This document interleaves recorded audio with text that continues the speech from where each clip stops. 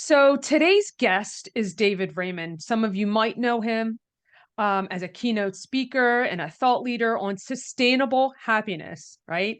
So he's going to share some lessons with us today, my friends, that he's learned through his unique career as the Philly Phanatic. Wow. Dave is the original Philly Phanatic. His work has been featured everywhere on The Tonight Show with Jimmy Fallon, to ESPN, and now he speaks to organizations and companies on his Power of Fun message. Dave, I am so honored to have you here today. Let's talk about some fun. What do you say about that? Oh my gosh, it's great. And Francesca, I love the podcasting platform. I'm so excited when folks like you have not only jumped into it, but do it well. I'm a fan of the podcast, as you can see. I put my flip-flops up I there. know. It's so And impressive. because that's authentic storytelling is so deeply rooted in everything that I've done, and it is really a wonderful opportunity in a podcast to tell people about your story, to give them something that they can listen to, other than the brain candy that we're firing at us at all cylinders all the time, and that I am susceptible to. I mean, whatever I'm saying, I'm trying to fight to learn myself. But that's what I Right. love about podcasts. I turn off the brain candy, and some of the podcasts can be a different form of brain candy, but you can pick what brain candy that you want. But there's also such great stuff which you're doing, and I just appreciate it. So thank you for inviting me. I'm excited for our talk. I'm excited for our talk as well. And for those of you who are just listening to this episode, he has flip-flops properly propped up on the bookshelf in the view. So you'll be able to watch this video as well. But so I'm honored that you listen and pay attention. And you're right, it is an incredible platform for us to share our stories. But I am here today to give you the opportunity to share your story as the Philly Phanatic. My friends, he's been the Philly Phanatic has been voted like the best mascot according to Sports Illustrated, like of all time. And for those of you who are not from Philly, you probably know about him because he's been everywhere.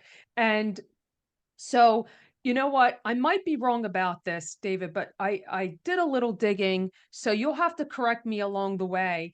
But you didn't that your first day as the Fanatic, you didn't know that that was going to be your first day, and your boss, you went into your boss and you asked him what to do. Let's talk about that story right then and there, and how you started from the very beginning.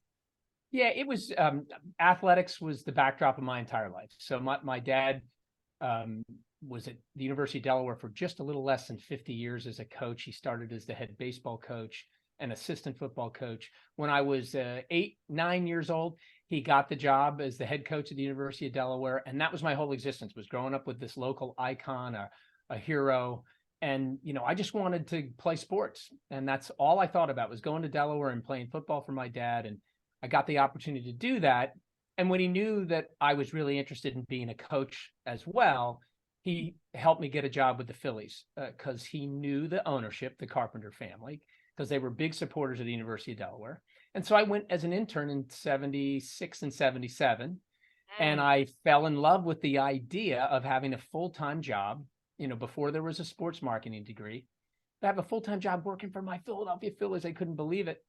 And then after the 2 years were over, I'm like, gosh, now I have to finish school, or the Phillies going to forget about me. And instead, they called me up in 78 in the spring, in the early spring, and said, hey, look, you can come back and have another summer with us, which I wasn't supposed to get. It was supposed to be a 2-year internship.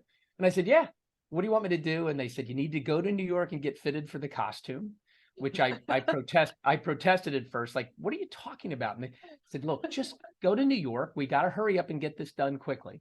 So I went to New York, walked into Geppetto's puppet studio, got fitted. They showed me the design drawing, and I said, oh my gosh, they're going to pay me to be a Muppet. And I was excited, because I was thinking, well, this is a great way to prove value. My dad had said, do whatever they ask you to do. You prove your value, and then, it doesn't matter if these things don't work out, because ultimately, if you get a full-time job with them, you won't be doing those things. You'll focus your work into an environment that you're learning on the job. Well, of course, those were fateful words. except for the fact that it became my entire existence. So Right. the costume was delayed in its construction. I knew that the only direction I had was, you're going to get this costume and the character is just going to show up. We're not going to promote it. We're not going to talk about it. It's going to be a big surprise, because we don't want anybody to get angry at us, like, because it wasn't, Francesca, it wasn't a good idea on paper for most eyes. The people in the promotions office thought it had a chance, but they were concerned too. So they said, let's just throw it out there and see what they think, because they did that with a lot of things. And sometimes their failures were as important as the successes. So everybody should, after you're done watching this podcast, Google search Kite Man, Philly's Kite Man, and you'll see a huge failure that became one of their biggest successes because of the fail. Wow. And then I only got nervous because the costume, when it was delayed, wasn't delivered until that very day that they decided that was the day we were going to go out. No direction. The only experience I had was Halloween. I didn't know what I was doing. I hadn't had a chance to wear the costume, so I didn't even have any idea. I knew it fit because I put it on in the morning and it looked amazing. I mean, I was so surprised with how great the costume looked, because still in my mind, I thought it was going to be some Halloween costume. It turned out to be, it was a Muppet. And I went to my boss's office, Bill Giles, actually my boss's boss. And I said, Mr. Giles, what do you want me to do? And, he saw that I had some concern and actually fear in my face, because I'm like, I don't know what I'm doing. And it's the first time I thought about this. And he said, look, you have to make sure you're having fun. So as long as it's G-rated fun, David, you go have fun. And then we'll figure this out together. And I'm 21 years old. And my boss's boss, Bill Giles, who eventually became, bought the team from the Carpenter family. And he's collaborating with me, which, made me feel like, okay, he's trusting me. Let me make sure I don't betray the trust. And I did. I went out and had a good time. Everything that I liked in comedy, the Three Stooges, slapstick, all the cartoons, Duck, I kind of channeled that. I love to dance and move. I did that naturally well. So I just went out and did those things. And the most important thing was, in terms of an authentic story, was I was a Phillies fan. I knew all of our insecurities. I knew who we loved. I knew who we hated. I'm doing air quotes, air quotes, yes. That's the word, but that, yes. We're passionate, right? So I knew how to exercise that because I was a fan. So I played that role, and over the next 2 or 3 months with Bill Giles collaborating with me, I really started to define in my head the personality that I felt was important to embody. And then once I had the personality down, then it was away we go. Because I put the costume on like a super suit, and the superpower was the Phanatic's personality, and I just let it go. And it was, and as long as I didn't make too many mistakes, and the majority of what I did was G-rated, I might have pushed it to PG-rated, and then Bill would slap my hand and say, "Well, wait a minute, that wasn't, you're a little bit too close to the line." And I explained to him, "Well, I'm entertaining adults, so I want to pull them along." And he said, "Great, let's just keep it under control." And so then, after about 6 months, he just never asked me anymore. He just let me go, and it lightened leadership, Francesca. That's what I got with the Phillies, and Bill Giles was a genius at motivating people and making them feel important and valued. He did it with everybody, not just with me. And that Phillies organization during that time was the closest family I would ever have beyond my own. And it was because of, Bill Giles and the Carpenter family doing what they did, valuing people, rewarding them when they did well, not letting them go just because they made a mistake, talking about those mistakes. So all of that went into the Phanatic's success. I love that collaboration. I love the leadership. Thank you for sharing that, because I don't know that a lot of people know that story, right? It started somewhere. Like, the Philly Phanatic has been around, and this is just the genesis of it all and where it came about. And one of my questions is, you're a person who likes to talk a lot, and the Philly Phanatic doesn't have a voice. In fact, now there's something else that I heard that I want you to help me figure out here. I understand that your mother might have had a hearing aid, and that would she like turn it down just so she wouldn't hear you? So I guess my thing is, I'm curious. I'm close. You're really close. Because my But thing is, here's somebody who likes to talk, and then how did you articulate and translate that into gestures and motions? Like, wow, like what an incredible transformation. well, I think first of all, it's so wonderful you allow me to testify about my mom, because I do in all my keynotes. She's a central um, Oh, feature in all of my in my messaging, because she was, my dad was my hero, but we stood on these giant shoulders of my mom, yes. Susie, as my dad called her. But at the age of 29, she went from a hearing woman to a deaf woman, just like that, Mm. Oh, because of wow.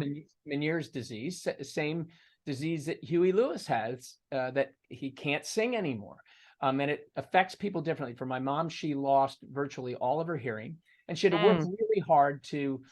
She never treated it as a handicap, and so she was given hearing aids during this time with the audiologist when they were working with her, and they said, Susie, this won't allow you to hear, but you've got to practice on lip reading. So they were working on that skill set for her, and they said, as long as people get in front of you and communicate in front of you so you can see their lips, the hearing aids will amplify sound, and that will help you articulate some of what you're not capturing with the lip reading. So I was 3 years old when she was 29. So yeah, as a 3-year-old, I'm being told I have to stand in front of my mother and to Right. communicate with her. So, and as I grew up, I realized, I could entertain her too. So I was always trying to make her smile and laugh. And non-verbally, I was unknowingly, as Malcolm Gladwell's book Outliers, I was having hundreds of thousands of hours of practice with non-verbal communication skills. But I always say that during the time of my keynote is said, well, but as I got older and became a teenager, those conversations got more intense. And when I started to argue and raise my voice to my mom about not understanding why, just because I didn't make my bed, that I can't have the car to go to the dance. And I got Right. 3 of my friends that I'm taking to the dance, and I can't let them down. And mom, this isn't fair. And my voice, and her hearing aid would clip to her bra, and it would have a Right. wire, and she would reach in her and just go click and turn off the hearing aid. And that's when the Phanatic's personality was, really was born, Wow.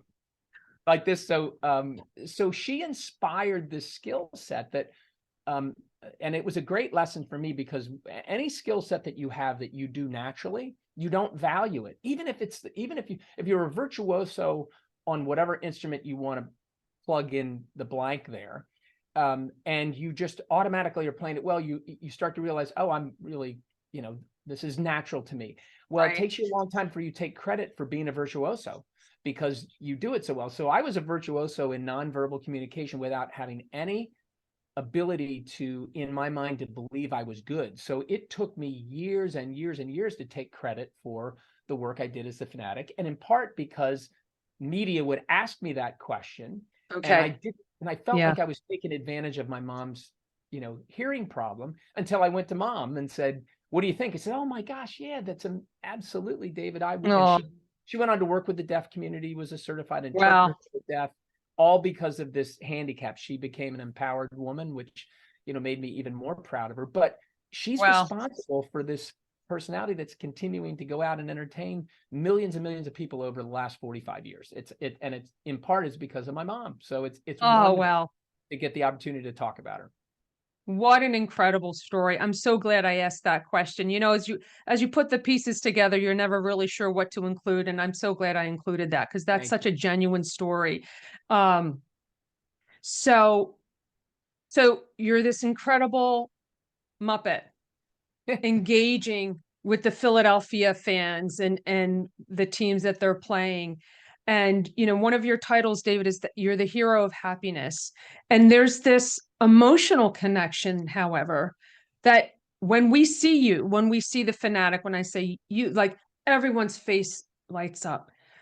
Like what you've created is I'm at a loss for words, but how did you know? Like, how do you know? So we don't have so many, and we can bring this into the story or not. So we don't have too many Tommy Lasorda moments. And for those of you who don't know the story, it's another YouTube moment.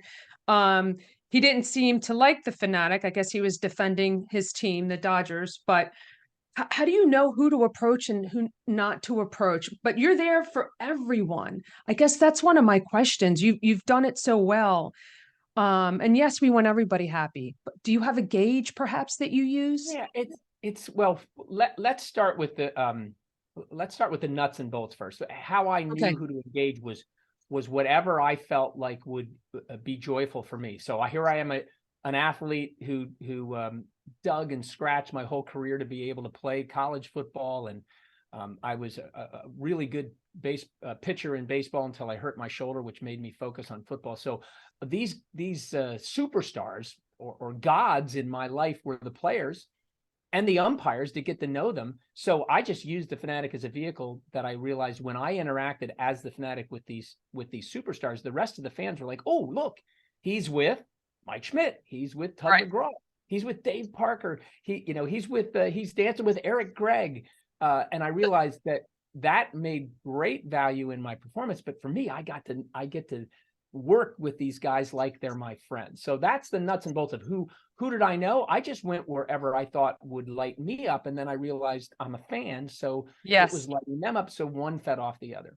But Got here's it. the great analogy for what the Phanatic does. This is in today's world. So think of it in today's world and what he continues to do, because the Phanatic is evergreen. Yes. He lives, right? I Yes. left the Phillies in '93. It's 45 years later. The Phanatic is still doing this. So imagine the Phanatic is in front of one of the sections of Citizens Bank Park. So that section may hold roughly 500 to 1,000 people. And the shot of the Phanatic is from the back. The Phanatic is in the welcoming pose, arms over the head, palms out. And he's looking at all these fans, and all the fans are focused on him and reacting. And this is a high resolution picture now, Francesca, and let's zoom in on the people. Here's Right. what you see. Virtually everybody is smiling or laughing, okay? They are white. They are of color.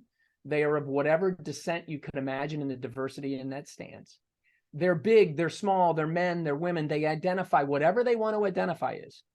But they're part of the family because they're wearing the Phillies colors. And in the Phanatic Yes. mind, if you're wearing the Phillies P, you're part of the family. Doesn't matter who you are, what you identify as, or what's your focus, whether you're Republican or Democrat, liberal, conservative, it does not matter.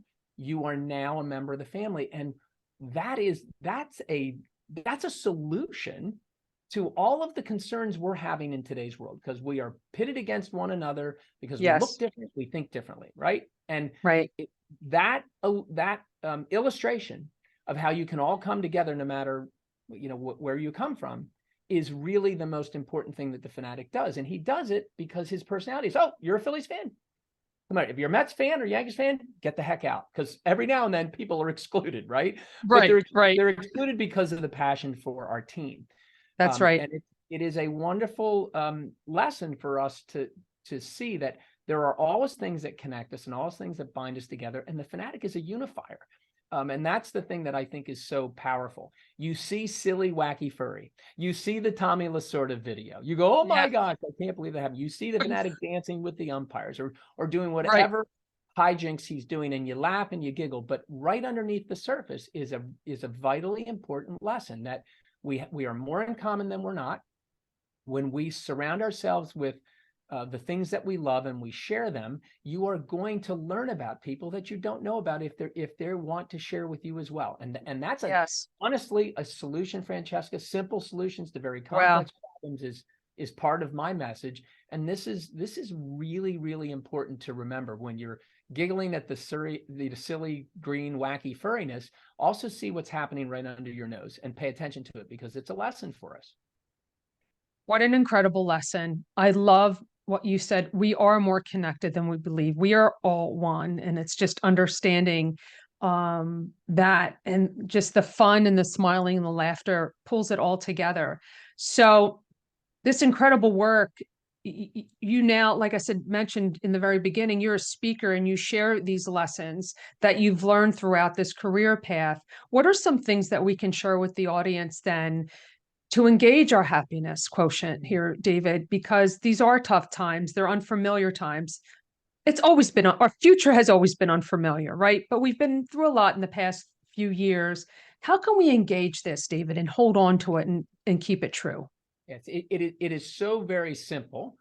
in terms of the foundational lessons of my message, but it's very difficult because it all comes down to changing habit loops, and habit loops that have been wired into our brain for 30 million years. And so the simplest start is to do two things. Recognize that you truly are in charge of your own happiness. It is up to you to develop daily intentional activities that will support and boost your mood. That's the simplest. And the second is, in terms of a tool, recognize that fun isn't something that you do for off time, break times, or vacation. I always ask people to first, right now, as you're listening to this, I want you to think and or write down what's your go-to for fun. And so, Francesca, I'll ask you, what's your go-to for fun? Oh, I love being outside and just taking a walk, taking the dog out with me, talking with people. I enjoy that. Just Okay, so getting some fresh air. So if we had a bunch of people in the room, people would be firing. I like to go for a walk. I like to read. I meditate. I exercise. I play tennis over and over again. I go to the shore because in Jersey you go to the shore. In Delaware, In New you go to Jersey, the beach. they go to the shore. Yeah, they go to the shore and then they put their business aside to go to the beach. So Yes. then the next question I ask is, how can fun save your life? And there's a lot of silence, and someone might say, and let me just take what you'd say. You'd say, well, I'm going to go out for a walk. I'm going to talk to people. I'm going to connect because I love doing that. And when I'm feeling really bad, I go do that. I'm going to feel better. Bingo. That's how simple this is I try to start there. And I want people not to misunderstand fun. Right. Because when they hire me to speak, oh, Dave's the fun guy. He's going to come in. He's going to be fun, and I remind everybody, it isn't hand buzzers and whoopee cushions. Although, if you design fun to surprise and delight and have a great party, you might include hand buzzers and whoopee cushions. That can be powerful fun. But it starts with the fun that is not necessarily powerful fun. Powerful fun is where you use fun to help you survive and thrive in life. So yes. It's not a single source solution. So let's say that you're fighting an illness that could take your life. Let's go to the worst scenario that people could, either their loved ones or them are struggling. You got to go to the doctor. You got to do your scans. You have to follow the treatment. You got to go get your second opinions.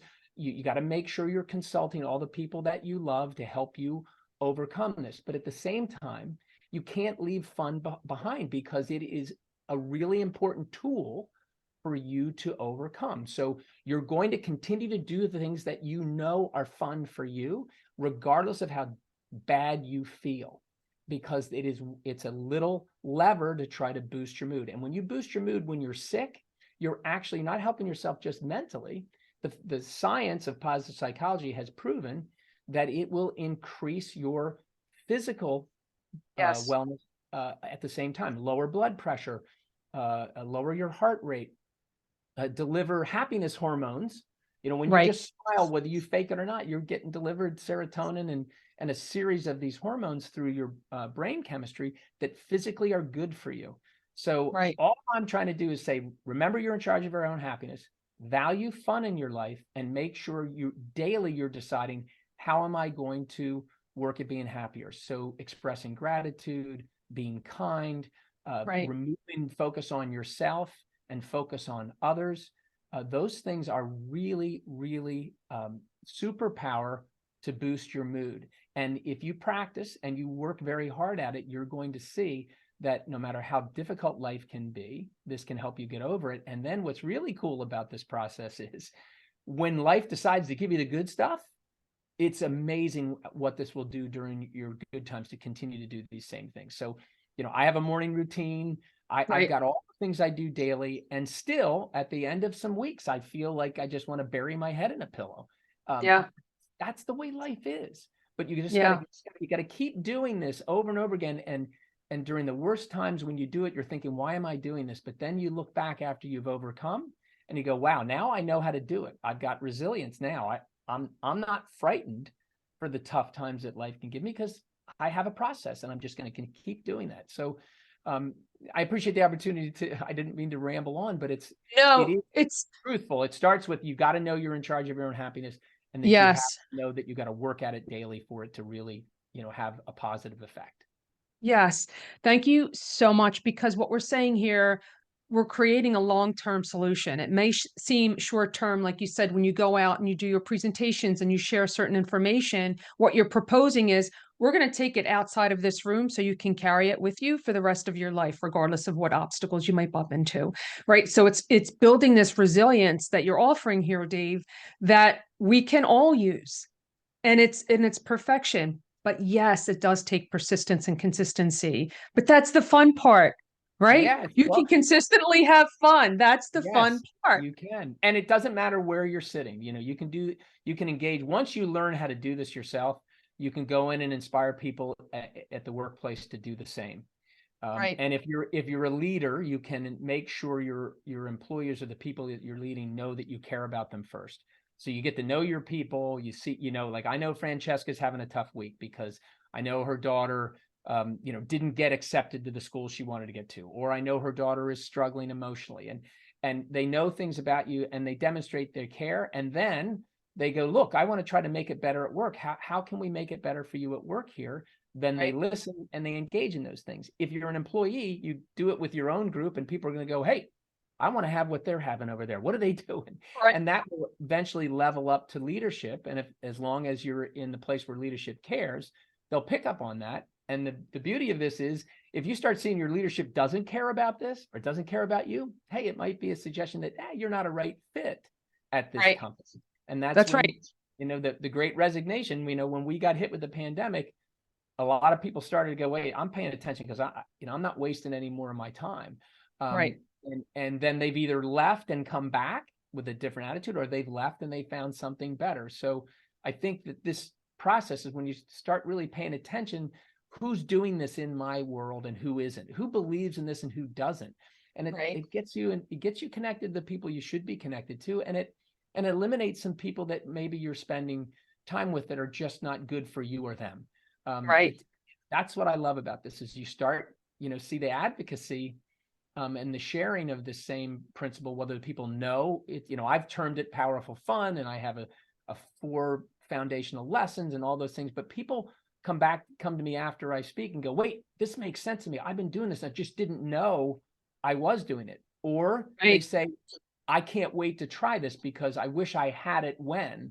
FBI agents that I spoke to came up to me, and it was really difficult to maintain my composure when they said, I was a first responder at 9/11. I wish I heard your message the day after 9/11 because it would have made a lot of sense to me and it would have helped me get through this. So that's when I know this message is important, because I have the audience members coming and telling me they're not. I had a young girl come to me, and 17-year-old girl from Florida said, I've been thinking about suicide, but after hearing you talk, I'm not going to think about it. And then I had to hold back, from looking shocked. And I just said, hey, do me a favor, go tell that to somebody in your circle that you trust when you get home. She goes, okay. Okay. And walked away from me. And I remember seeing her pigtail swish back and forth thinking, oh my gosh, this is the problem with young people who struggle, don't show it, don't ask for help, and are looking for something. And if they don't find it, and that's when, we get shocked that suicide becomes a solution for people who are really struggling, that you would never know they're struggling. That you would never know. This is so powerful. And it's a universal language that you're expressing here, David. It's universal for everybody. And that happiness is available. And you've offered so many great stories. And I'm so grateful because there's going to be plenty of takeaways for those of you who are regular listeners. I always summarize the show with a few takeaways. We're going to have a long list because so many incredible things that you've shared. But I do have one final question about the costume. What do you do when it's really hot, right? In July? I've often thought about that as we're sitting there and I'm wearing a t-shirt, much like I am today. And I'm like, there's the Phanatic, that costume. I don't think it's air conditioned. Like, No. how did you manage that? Well, as I look back, it turns out to be the elixir for a more healthy life, because like an athlete, I figured, oh, this will be no big deal. I've worked hard. I know what it's like to work physically, until I put that costume on the first time. And 15 minutes in, I was stuck because I'd worked my way all the way down to the field level, and I needed a break. And that's why I just jumped over the railing to get to my break area quicker. And that's when people went, oh my gosh, he's on the field. So about out of necessity of taking a break, I found out that jumping over the railing, getting on the field was something the fans really, were excited about. So Wow. physically, it was a great solution for fitness. Yeah. But it was something that was so hard. I had to figure out, where I would go to take a break, be close to the areas where I needed break, know how to get to safety and be safe around people. Right. But truly, I could have made $1 billion, Francesca, in the health industry by making people pay up front, tell them that I'm going to extend their life by 10 years, as long as you don't get hit by a bus. Right. But you have to come into my studio first. So they pay to come to my studio. I said, here, put this winter coat on, put a bag over your head and go run outside for an hour and a half in the 90-degree heat, and do that for 16 years and you'll be good.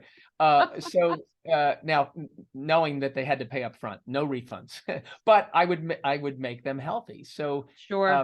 for me, it was always a reminder that this is great fitness for me. So as I was having, and then I got used to it, I got physically prepared to do it. And it, Sure. it was always hot. I always needed to take a break, but I was drinking tons of water. I was doing all the things that you hear now for life extension purposes. You got to Right. you have to keep moving. You have to drink tons of fluids. And the only thing I didn't really have to do at that age was to eat healthy, because as soon as it went in my system, man, I burned it right You off. burned it. Right. So the only thing I've done at my age now is learn how to eat a little bit better and eat less.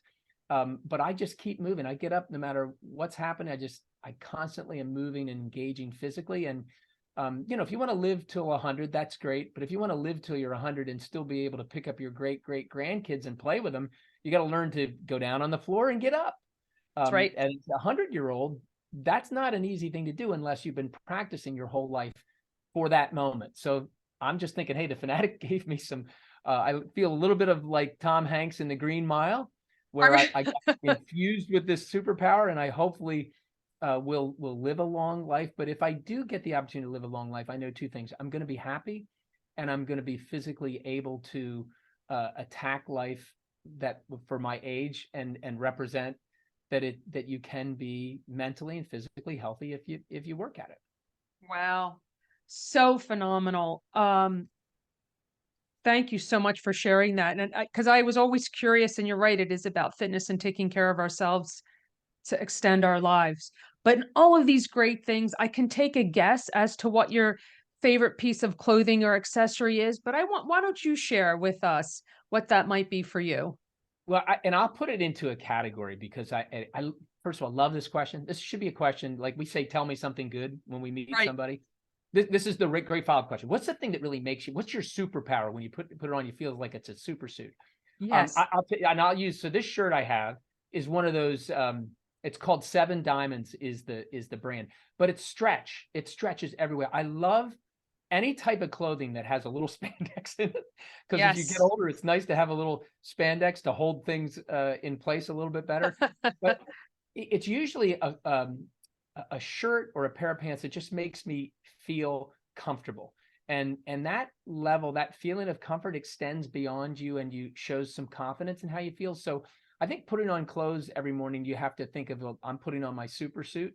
So for me, Yes. it's clothing that I like, that fits me well, has a little bit of stretch, so I can move, and it is really fun to put on some new clothes that makes you feel good, because you see that it really does have an effect on your mood. So I love that question, and I love to hear what other people have.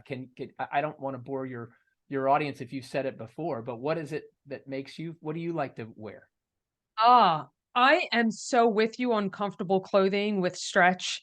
It's always baffled my mind that stretch hasn't entered the men's clothing market up until recently, like fairly recently, because of the athleisure, right, that came Yes, about, and yes, wearing like workout clothes as everyday clothes. But I am with you on comfort. You pretty much, it's as if we talked about this before you answered your answer to that question. I feel the same way when I'm putting something on new and I pop the tag and I put it on, and I'm doing this gesture because I love wearing blazers, yes, like going yes. out to meetings and presentations.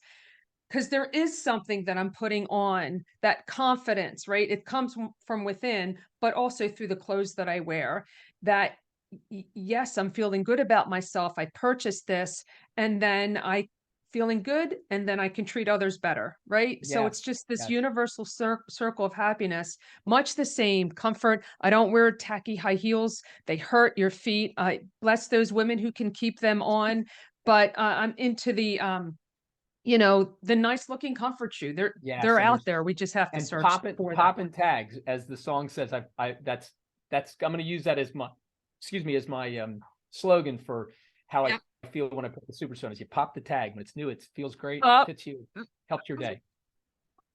that's right. You're the first person who's ever asked me that question. So what an incredible bonus, right? For the audience. I've never been able to share. Because some people have shared accessories, Dave, like heirloom pieces that perhaps, their Yeah, grandmother, that they wear, that they think of them when they wear a pin or a ring, or one answer was a bathing suit. You should know that was a male and not a female, but he's a swimmer. So that was his yeah. answer. I feel confident when I'm swimming. So I'm like, okay, that's your thing. So it's run the gamut from jewelry to necklaces and bathing suits. So that's been the Yeah, commentary. or flip flops, or Or flip-flops. That's yes, right. the That you have. antithesis of those 6-inch heels, which defies gravity. And I mean, there's So great bad. skill. There's great skill in the people who can rock it, but you know Right. Right. why? And it hurts your back, your feet, and your knees. Like, Yeah. no, we're not into putting on pain when we put on our Hello. clothes. But yeah, that's not fun. So we're going to follow your theme today and for the rest of our lives. As I That's see right. this, I hope everyone gets to hear this and engages with you from here on out. But if someone wanted to contact you or follow you, Dave, where's the best place for them to find you? DaveRaymondSpeaks.com and Instagram at Dave Raymond Speaks. And I would love people, like, oh my gosh, everybody's got a newsletter, please. But I would love if the call to action is go to DaveRaymondSpeaks.com and sign up for the newsletter. And here are the promises. You get one a month. And when it comes, it's the perfect time. It's 5:30 on the last Friday of the month. So we just published one this past week. And it's set up for you to help your weekend, because it's always these tricks and hacks about what can you do to make yourself feel better and to make people around you feel better. So, and we're growing. We got about 3,500 people on that list now, and I only send it to the people who sign up for it, who know it's coming. So I'd love you to join that community. So DaveRaymondSpeaks.com, click on the newsletter. All I have to do is put your email address. You automatically get a free chapter of my book, The Power of Fun, and a nice welcome from us. And then, every newsletter, I'm asking people to give me feedback. Tell me what you think. Share a moment of joy with me. And the feedback's amazing. So I like that the most. Yes, and I can attest. It is a great newsletter. I signed up, and you're right. It is exactly at the right time on a Friday morning. So I received the last one, and I'm so grateful and can't wait for the next one. So I'll put all of those links, David, for ease of our listeners today and going forward. I'll put those links in the show notes and encourage everybody to sign up for your newsletter so they can continue having fun, just in case they forget. They know who to tap into. Yes. Thank you. Right. This has been great. I really appreciate it, Francesca. Awesome. And we're going to have to do it again. I agree. We're definitely going to have to do it again. But for now, thank you so much for your generosity of spirit and soul today, Dave. I'm so grateful for you. Thank you. Thank you. Thank you so much. And right back at you. Thanks.